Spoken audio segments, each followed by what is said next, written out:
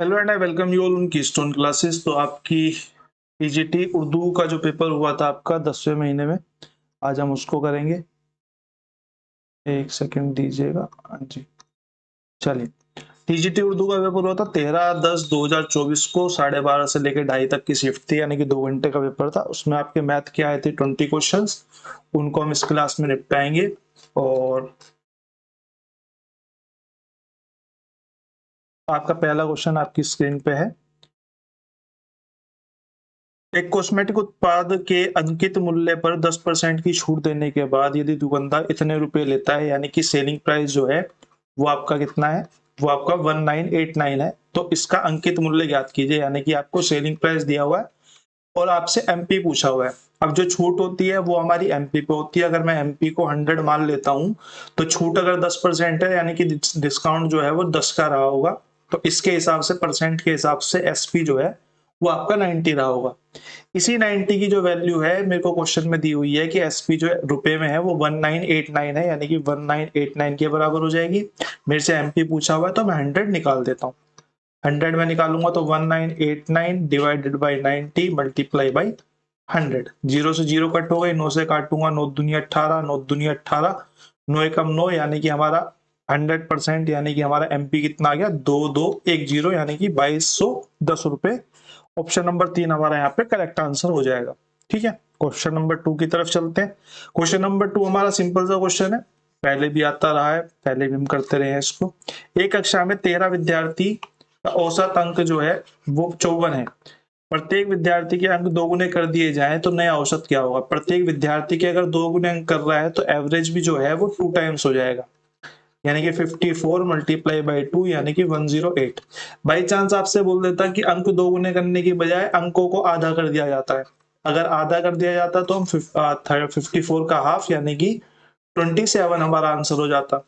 अगर आपसे क्वेश्चन में बोल दिया जाता है कि आधा करने की बजाय या फिर आपका दुगना करने की बजाय प्रत्येक विद्यार्थी के अंक में 2 की वृद्धि कर दी जाती है, तो हम वहां पे 54 प्लस 2 यानी कि 56 हमारा आंसर हो जाता।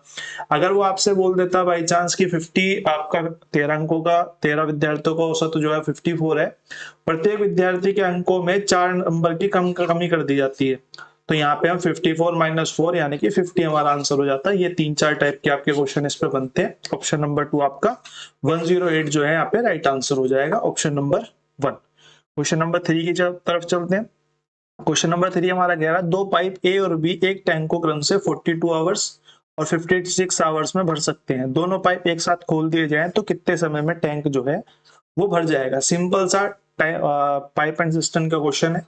पाइप एंड सिस्टम का सिंपल सा क्वेश्चन है, इसको मुझे लगता नहीं है कराने की कोई जरूरत है, तो ये आपका होमवर्क में हो जाएगा। सिंपल आप इनका एलसीएम लेंगे और दोनों का जो वर्क होगा उससे डिवाइड कर देंगे, आपका आंसर आ जाएगा।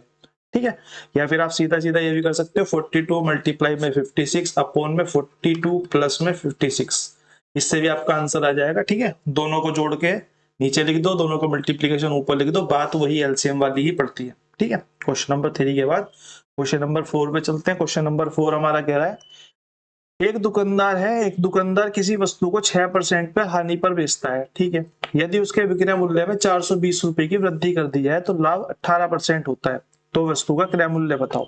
देखो, इस केस में अगर मैं सीपी को 100 मान लू, 100 मान लेता हूँ। ठीक है, पहले मैंने क्या करा, पहले मैंने जब एसपी दिया तो वहां पे 6% मुझे कम मिला। कितने, यानी कि 6% कम मिलने का मतलब है कि 94% पे मैंने यहाँ पे बेचा होगा। ठीक है, अभी वो बोल रहा है कुछ वृद्धि कर दी गई, कुछ वृद्धि कर दी गई, मुझे नहीं पता कितनी कर दी गई, अभी मैं इसको इग्नोर करता हूँ। लेकिन अब जो लाभ है वो 18% हो गया, यानी कि अब जो एसपी है, SP2 बोल देते हैं इसे, तो ये 118% हो गया। जब वो पहले बेच रहा था और जो वो अब बेच रहा है उसमें कितने रुपए की वृद्धि करी उसने उसने करी 420 रुपए की वृद्धि। और अगर मैं परसेंटेज में देखूं, परसेंटेज में कितनी वृद्धि हुई, 18 प्लस में 6, यानी कि हमारा 24% की वृद्धि हुई है। बस 24% की वैल्यू जो है हमारी 420 हो जाएगी। मेरे से क्रय मूल्य पूछा है, यानी कि 100 की वैल्यू पूछी है, 100% निकाल देंगे।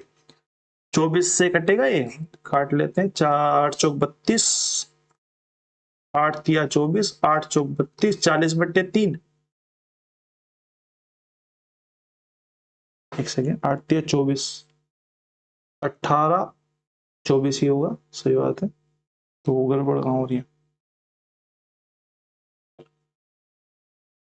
ये 32 नहीं है ना, 42 है। 8 पंजे 40, नहीं कटेगा, 8 से नहीं कटेगा। एक सेकंड दीजिए, एक सेकंड, कटेगा नहीं है। 24% 420 के, तो यहाँ पे 420 अपॉन में 24 मल्टीप्लाई बाई 100, कितने से काट सकते हैं? हम इसे काट सकते हैं 2 से, 210, 2 एकम 2, 2 दूनी 4, 4 से काटेंगे 25 बार चला जाएगा, 4 तिया 12, 3 सत्ते 21 पे चला जाएगा, 25 सत्ते 175, यानी कि 1750 हमारा जो है ऑप्शन नंबर 1 यहाँ पे राइट आंसर हो जाएगा क्वेश्चन नंबर 4 का।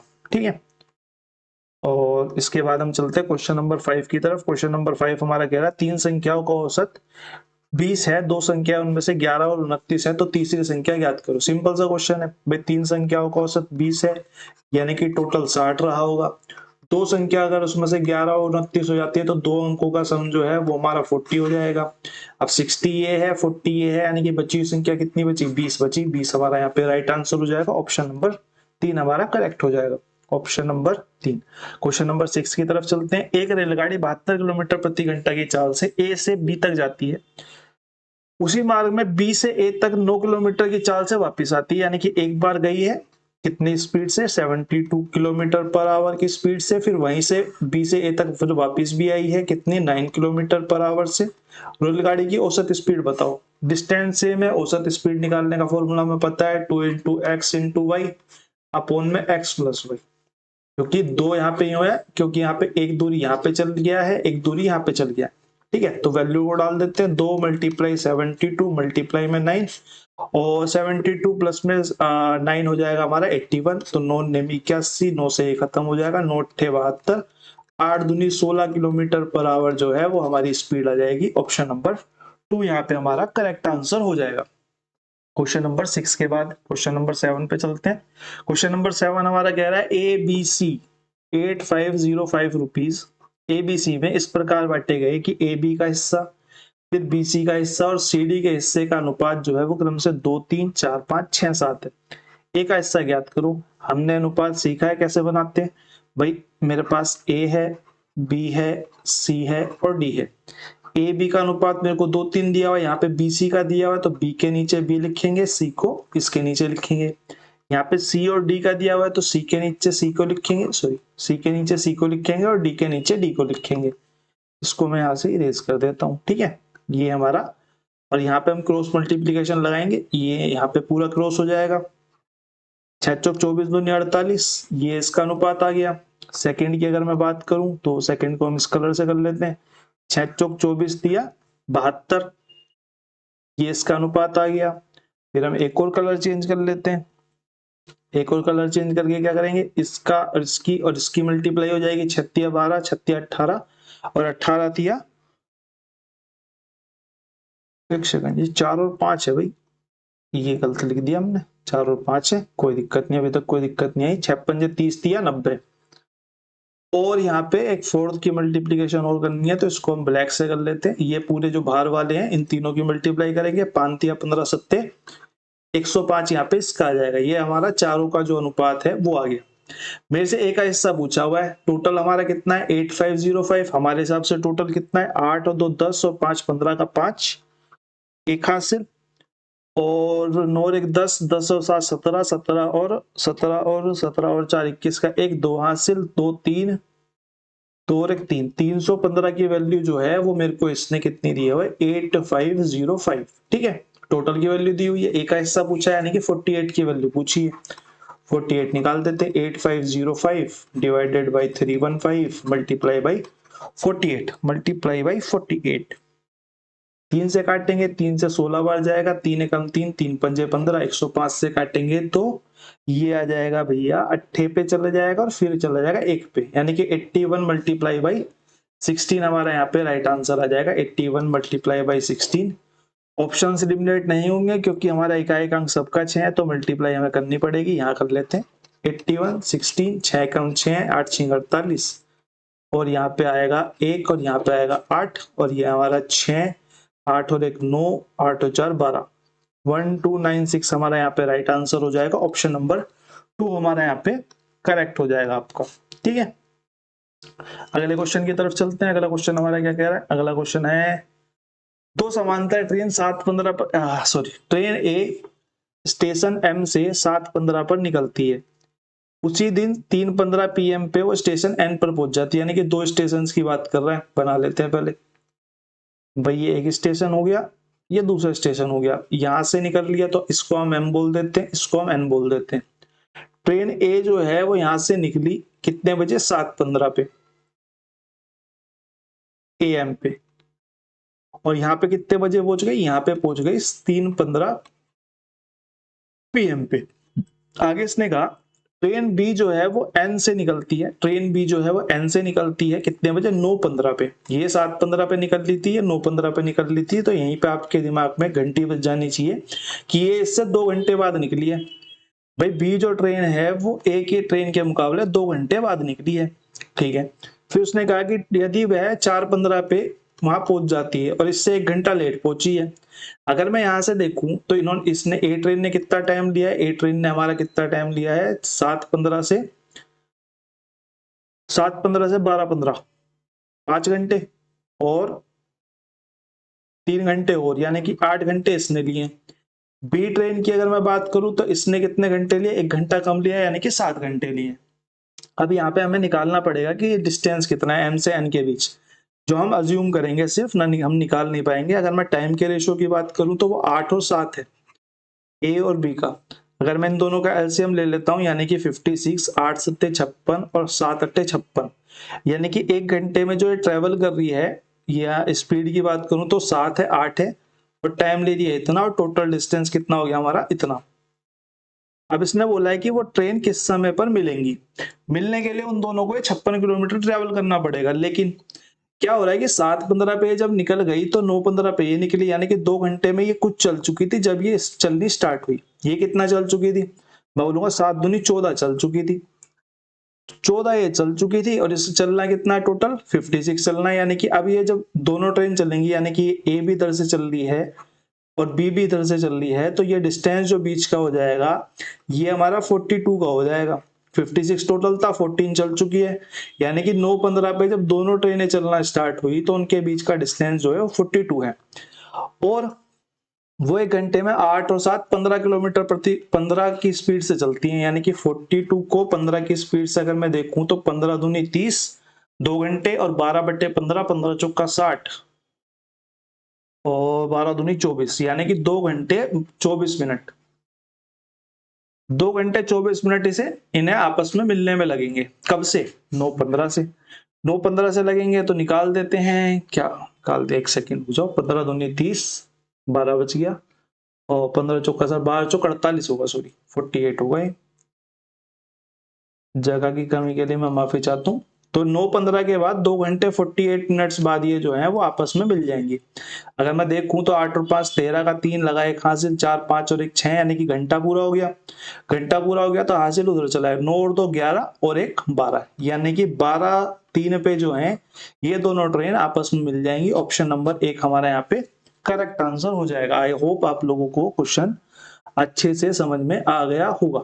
ठीक है, क्वेश्चन नंबर 8 के बाद क्वेश्चन नंबर 9 पे चलते हैं।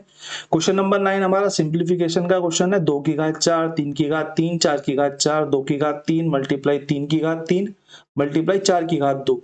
मैंने देखा ऊपर जो डिजिट है वो भी नीचे डिजिट है, बट जो आपकी जो घातें हैं वो अलग है।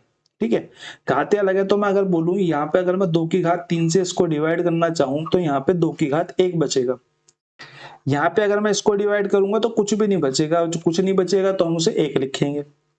अगर मैं 4 की घात 2 से 4 की घात 2 4 को डिवाइड करूंगा तो यहाँ पे 4 की घात 2 बचेगा, यानी कि इसका सिंप्लीफाई होने के बाद आंसर आएगा 2 की घात 1 मल्टीप्लाई 4 की घात 2 को हम सीधा 16 लिख लेते हैं, तो 16 दूनी 32 हमारा यहाँ पे राइट आंसर आ जाएगा। ऑप्शन नंबर 2 हमारा यहाँ पे करेक्ट हो जाएगा। क्वेश्चन नंबर 9 के बाद क्वेश्चन नंबर 10 की तरफ चलते हैं। क्वेश्चन नंबर 10 हमने पीछे मैं एक चीज के लिए आपको बता दूं, पीछे जो पेपर हमने करा था वो टीजीटी पंजाबी का करा था, ना कि टीजीटी उर्दू का। वो मैंने गलती से जो थंबनेल है वो टीजीटी उर्दू का लगा दिया उस पे। उसके लिए मैं माफी चाहता हूँ। वैसे मैंने अंदर टीजीटी पंजाबी बताया, मैंने बाद में चेक करा, तो मैंने इतना बॉदर भी नहीं करा कि उसे जाके थंबनेल को चेंज करूं। ठीक है, क्वेश्चन नंबर 10 बिल्कुल सेम उसमें आया हुआ था, बस यहाँ पे 5% की जगह 2% दिया हुआ था, और कुछ नहीं था, सिर्फ 2% दिया हुआ था, बाकी सब सेम था।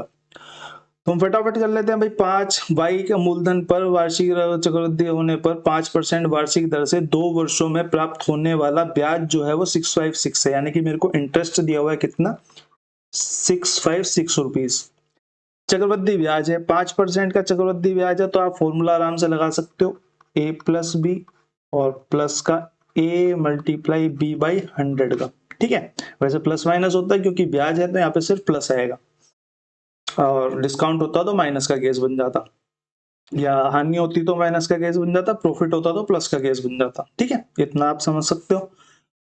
5% की अगर मैं बात करूं इस फॉर्मूले में, अगर मैं डालूंगा तो 5 और 5 10 और 55 25, यानी कि 10.25 जो परसेंट जो है वो इसको ब्याज मिलेगा, जिसकी वैल्यू मेरे को दी हुई है कितनी, 656। मेरे से क्या पूछा हुआ है, मिश्रधन पूछा हुआ है।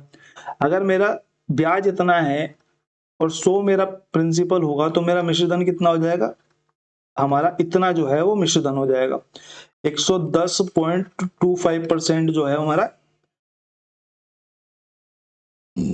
अमाउंट बन जाएगा। ठीक है, यानी कि मेरे को 10.25% की वैल्यू यहाँ पे दी हुई है कितनी, 656, और मेरे को निकालनी कितनी है, 110.25% की यहाँ पे वैल्यू निकालनी है। रख देते हैं 656, आगे से मैं ये इरेज कर दिया करूंगा, ये चीज, ये पोर्शन है ना, इसको इरेज कर दूंगा जिससे कि जगह बन पाए। ठीक है, और 656 divided by 10.25 multiply by 110.25, point से तो ये पॉइंट कट हो जाएगा, 25 से काटेंगे तो 25 चौका 100, 25 पंजे 100, सॉरी 25 चौका 100 और 25 एकम 25, 41। 25 से काटेंगे 25 चौका 100, 25 चौका 100, 25 एकम 25, 41 और 441। अब इसको काटना थोड़ा सा मेरे को हैवी लग रहा है। ठीक है, कोई बात नहीं, काटते हैं। 41 से काट लेने इसको, 1 से काटेंगे तो यहाँ पे 2 4 6 बच जाएगा, जो कि 6 पे पूरा पूरा चला जाएगा, यानी कि हमारा आंसर कितना हो जाएगा, 441 मल्टीप्लाई बाई 16। 441 मल्टीप्लाई बाई 16 यानी कि आएगा हमारा, देखो वैसे तो मल्टीप्लीकेशन करनी पड़ेगी, लेकिन यहाँ पे जो इकाई का अंक है वो सिर्फ एक में ही 6 है, क्योंकि 6 कम 6 यहाँ पे इकाई का अंक बनेगा, तो यहाँ पे सिर्फ एक में है, तो बाकी ऑप्शन ऑटोमेटिक कट हो गए, तो हम कैलकुलेशन नहीं कर रहे हैं। हम यहाँ पे सीधा आंसर बोल सकते हैं 7056 हमारा राइट आंसर हो जाएगा। ठीक है, क्वेश्चन नंबर 10 के बाद क्वेश्चन नंबर 11 पे चलते हैं। 11 हमारा कह रहा है एक टाइपिस्ट 8 पृष्ठ 40 मिनट में टाइप कर सकता है, 55 मिनट में कितने पृष्ठ टाइप करेगा। मैंने बोला भैया 8 टाइप कर सकता है 40 मिनट में, तो 55 मिनट में कितने टाइप कर पाएगा, तो 8 पंजे 40, 5 से जाएगा 11 बार, यानी कि 11 पृष्ठ वो 55 मिनट में टाइप कर लेगा। ऑप्शन नंबर 4 हमारा यहाँ पर करेक्ट आंसर हो जाएगा। ठीक है, क्वेश्चन नंबर 12 पर जाते हैं। क्वेश्चन नंबर 12 हमारा कह रहा है एक लंबवृत्तीय शंकु की त्रिज्या व ऊंचाई का अनुपात 8 और 15 है। 8 15 देखते ही आपको एक ट्रिपलेट याद आ जानी चाहिए। कौन सी ट्रिपलेट, 8 15 और 17 की। ठीक है, 8 15 और 17 की ट्रिपलेट में ऐसा क्या है कि अगर 8 आपकी रेडियस है, तो ये आपकी क्या हो जाएगी, ये आपकी हाइट हो जाएगी, और ये आपकी क्या हो जाएगी, विकर्ण हो जाएगा। ठीक है, ये आपका विकर्ण हो जाएगा। क्वेश्चन ने क्या पूछा है, क्वेश्चन ने दिया हुआ है क्या कि वक्र पृष्ठ क्षेत्रफल 1708.16 है। अगर इतना है तो मेरे को वक्र पृष्ठ का क्षेत्रफल भी यहाँ पे पता होना चाहिए कि वक्र पृष्ठ क्षेत्रफल जो आपका लंबवृत्तीय शंकु का होता है वो आपका होता है पाई आर एल। ठीक है, अब क्योंकि मेरे यहाँ पे ये रेशोज में है, तो मैं इसको रेशो में है तो मैं इसको 8x 15x और 17x मानूंगा। ये मेरे को बराबर दिया है किसके, 1708.16 के। ठीक है, क्योंकि पॉइंट में ही आंसर है, पॉइंट में दिया हुआ, तो कैलकुलेशन तो काफी ठीक ठाक होने वाली है। तो मैं यहाँ पे इसको भी मिटा देता हूँ और इसकी जगह भी यहाँ पे वैल्यू रख देता हूँ। पाई की वैल्यू हमें पता है क्योंकि इसने हमको पाई की वैल्यू देने को कहा है 3.14, तो हम 3.14 ही देते हैं। आर हमारा यहाँ पे 8x है, और ये हमारा एल जो है वो हमारा 17x है। एक सेकेंड रुक जाओ, मैं इसको पूरे को मिटा के रख लिखता हूँ, नीचे ही कर लेते हैं। कोई दिक्कत नहीं, ठीक है। मैं मिटा गया था और वो गड़बड़ हो गई, कोई दिक्कत नहीं। तो मैं बोलूंगा पाई आर एल की जगह हम 3.14 मल्टीप्लाई में 8x मल्टीप्लाई में 17x इज इक्वल टू 1708.16 लेते हैं। तो यहां से अगर मैं काटना स्टार्ट करूंगा तो 2 पॉइंट से तो ये 2 पॉइंट कट हो जाएंगे। फिर मैं काटता हूं कितने से, मैं 17 से काट दूं, 17 से काट सकते हैं। या फिर एक काम करते हैं 8 से काट लेते हैं पहले, क्योंकि 16 है। तो 8 दूनी 16, फिर 8 है कम 8, फिर 8 थी 24 पे चली जाएगी माननी, फिर 8 पंजे 40 और फिर 16 बचेगा, तो 8 दूनी 16, ठीक है। ये तो 8 से कट हो गया। अब मैं इसे 17 से काट लेता हूँ एक बार। 17 से काटूंगा तो ये कट जाएगा, 17 एकम 17, 17 एकम 17 और 17 दूनी 34, और फिर चला जाएगा 17 पंजे पे माननी और फिर छिक पे 7 छिक 42, यानी कि 1256 पे यहाँ पे पूरा कट हो जाएगा। अब इसे अगर मैं देखूं तो 3.4 से पूरा पूरा कट रहा है कितनी बार, 4 बार। अब यहाँ पे क्या बचा, x square is equal to 4k, यानी कि इस हिसाब से x की वैल्यू कितनी होगी, 2। अगर x की वैल्यू 2 हो गई तो अगर मैं यहाँ देखूं तो यहाँ से यहाँ उतार लेते हैं, ठीक है, यहाँ से यहाँ उतार लेते हैं। तो इसको बोलूंगा 8x जो हो जाएगा वो हमारा 16 हो जाएगा, 15x हमारा 30 हो जाएगा और 17x हमारा 34 हो जाएगा। यानी कि आर एच और आपका एल की जो वैल्यूज हैं वो मेरे को एग्जैक्ट वैल्यूज यहाँ पे पता चल गई। अब क्वेश्चन क्या कह रहा है, अब मेरे से क्वेश्चन कह रहा है कि आयतन क्या होगा, और हमें पाई का मान 3.4 यूज करना है।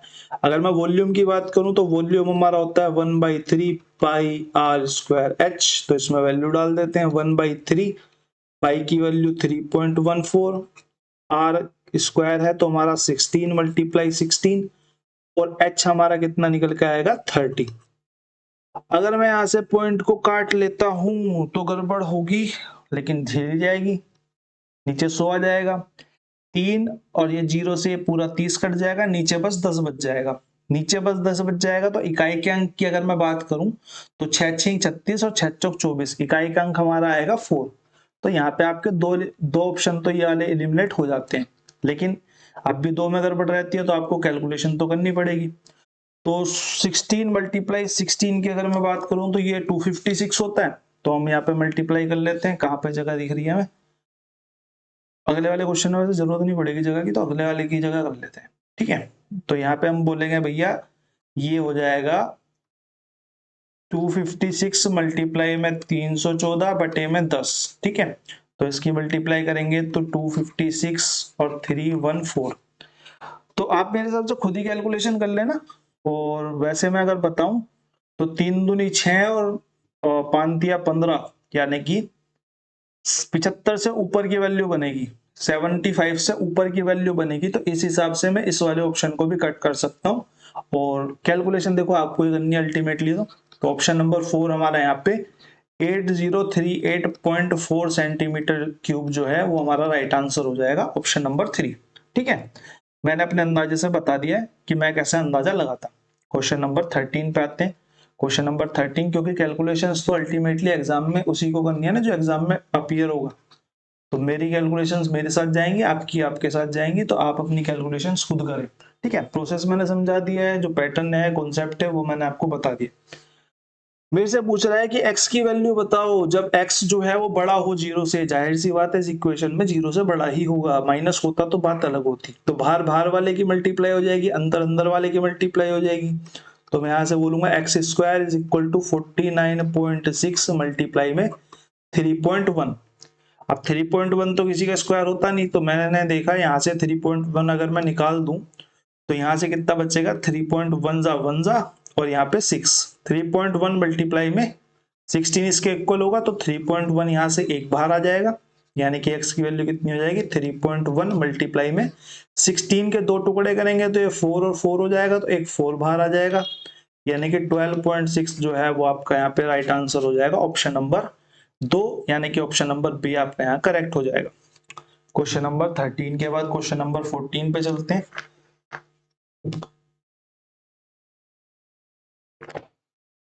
क्वेश्चन नंबर 14 आपका सिंपल सा क्वेश्चन है। यदि किसी संख्या में 35% उसके 20% से 54 अधिक है, 35% 20% से हमारे हिसाब से 15% अधिक है, इसके हिसाब से 54% अधिक है। तो आपसे नंबर पूछा हुआ है, नंबर आप लोग अपना अपने आप निकालेंगे। होमवर्क आपका ये क्वेश्चन हो गया, कैलकुलेशन कर जरूर लेना और बहुत जरूरी कैलकुलेशन करनी। अगला वाला क्वेश्चन जो है वो भी आपको ही दे दिया जाएगा, क्योंकि इसमें भी कुछ कराने के लिए है नहीं। 48 सेंटीमीटर कोर वाले घन का आयतन बताओ। बस आपको घन का आयतन पता होना चाहिए। इस घन का आयतन हमारा होता है साइड की क्यूब। इस केस में क्या बन जाएगा, 48 मल्टीप्लाई 48 मल्टीप्लाई 48, ये आपका। अब जब आप इसकी कैलकुलेशन करेंगे तो आप राइट आंसर निकाल सकते हैं। इकाई का अंक देखेंगे तो इकाई के अंक के हिसाब से ये दो ऑप्शन जो है वो कट हो जाएंगे, क्योंकि यहाँ पे 8 64 और 8 चौक 32 आएगा इकाई का अंक, ठीक है। और अगर आपके पास 5-4 सेकंड बची है तो आप इनमें से दोनों में से कोई एक 50-50 करके खेल सकते हैं। क्वेश्चन नंबर 15 के बाद क्वेश्चन नंबर 16 पे चलते हैं। क्वेश्चन नंबर 16 हम पहले भी कई बार टाइप कर चुके हैं। तो देखो लंबा गैप हो गया, बहुत दिन हो गए क्लासेस कराए हुए मुझे रेगुलर, लगभग 2 महीने होने जा रहे हैं। वरना जब हम रेगुलर थे पिछले 5-7-8 महीने, तो हमने ये क्वेश्चन बहुत डील करा था, ठीक है, बहुत ज्यादा डील करा था, ऐसा नहीं है। तो क्वेश्चन नंबर 16 तो हम करेंगे। क्वेश्चन नंबर 16 हमसे कह रहा है कि आशीष ने 2 टॉय गेम प्रत्येक 1260 रुपए में बेचे। यदि उसे पहले टॉय गेम पर 25% का लाभ हुआ, दूसरे टॉय गेम पर 20% की हानि हुई, तो दोनों टॉय गेम की कुल लागत ज्ञात कीजिए। एक पे 20% का लाभ है, एक 25% की हानि है, लेकिन यहाँ पे क्या है, इस केस में एसपी जो है वो सेम है।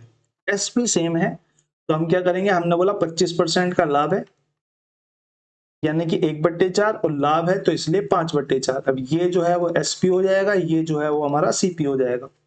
दूसरे वाले केस में 20% की हानि है, इस वाले में लाभ था, तो 20% की हानि की यानी कि 1/5 और हानि है तो यानी कि 4/5, यानी कि ये एसपी हो जाएगा और ये हमारा सीपी। लेकिन ये जो एसपी है वो दोनों जगह सेम होना चाहिए, दोनों जगह सेम होना चाहिए। तो मैं इस 4 की मल्टीप्लाई इस पूरे में कर देता हूँ, तो ये 20/16 हो जाएगा। और इस 5 की मल्टीप्लाई में उठा के इस पूरे में कर देता हूँ, तो ये 5 चौक 20 और 5 25 हो जाएगा, ठीक है। अब उसने बोला दोनों टॉय गेम की कुल लागत ज्ञात कीजिए। प्रत्येक का जो प्राइस था बेचने का वो 1260 था, यानी कि 20 के बराबर हो गया। 20 के बराबर 1260, या आप बोल सकते हो 20 और 20 40 के बराबर 1260 मल्टीप्लाई में 2। टोटल सीपी मेरे से पूछा हुआ है, यानी कि 16 प्लस में 25 मेरे से पूछा हुआ है। 16 प्लस में 25 कितना होता है हमारा, 2 3 और 1 4, 41 की वैल्यू हमसे पूछी है, 41 की निकाल देते हैं। 1260 अपॉन में 20 मल्टीप्लाई में 41, 2 से 1 कटेगा तो 2 6 12, 2 3 6, 63 मल्टीप्लाई में 41, 6 चौक 2400 से ज्यादा आएगा, 6 चौक 2400 से ज्यादा आएगा, 2400 से ज्यादा। इकाई का अंक 3 हमको एक में ही दिख रहा है, वो हम इसको आंसर लगा देते हैं। ये दोनों ऑप्शन तो इकाई के अंक से हट गए। और आपको क्लियर करना और आपके पास टाइम है तो आप इसको भी कंसीडर करके एक बार मल्टीप्लीकेशन करके देख सकते हैं, ठीक है। 6 चौक 24, 4 दिया 12,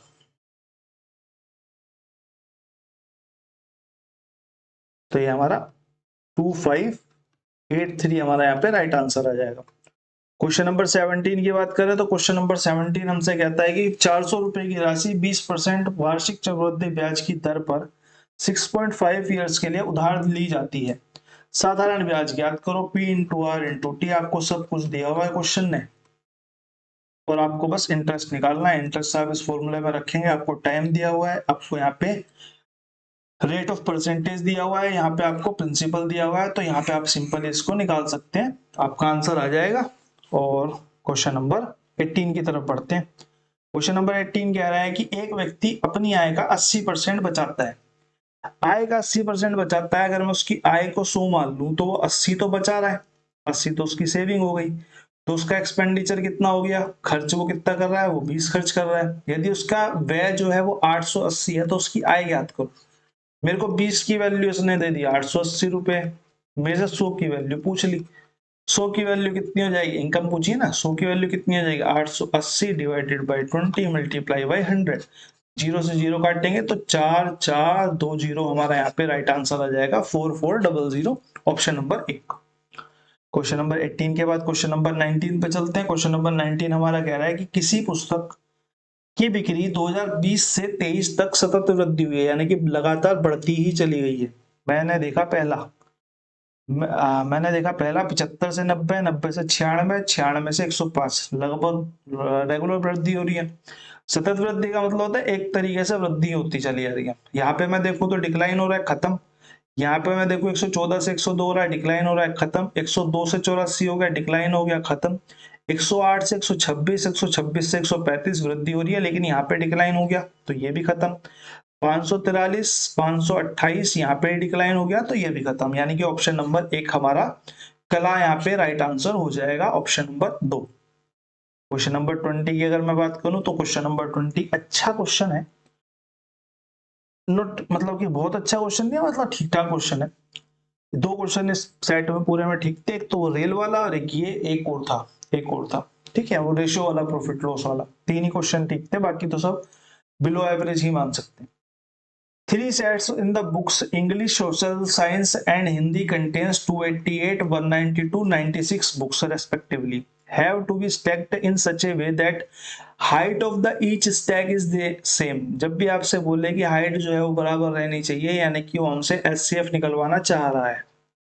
SCF ही इसकी हाइट होगी, SCF इज इक्वल टू आपकी हाइट होगी। ठीक है, लेकिन उसने फिर आगे पूछा, उसने हाइट नहीं पूछी, उसने पूछा कि टोटल नंबर ऑफ स्टेक्स, जो टोटल नंबर ऑफ स्टेक्स बनेंगे वो कितने बनेंगे, एक हाइट की कितनी टोटल नंबर ऑफ स्टेक्स बन जाएंगी। ठीक है, जैसे कि एक ये बन गई, एक ये पाइल आपने बना दी बराबर, एक ये आपने बना दी। ठीक है, और मिक्स भी होनी चाहिए, मिक्स भी नहीं होनी चाहिए, सेम रहनी चाहिए। बस हमको यहाँ पे SCF निकालना है, 288, 192, 96। आपको पता है SCF निकालने का तरीका हमारा कि इन दोनों के बीच में गैप कितना है, 96 का। इन दोनों के बीच में अगर मैं गैप देखूं तो यहाँ पे 6 का और 96 का। अगर ये 96 से सब कट रही है तो यही हमारा SCF हो जाएगा। मैंने देखा ये भी कट रही है,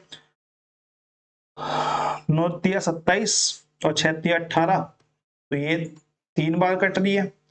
192 यानी कि ये 2 बार कट रही है, और 96 तो हमारी 1 बार कट रही है। तो बस हमारी सेल्फ जो हो जाएंगी वो कितनी हो जाएंगी, 3, 2 + 1 यानी कि 6 हमारे टोटल सेल्फ हो जाएंगी।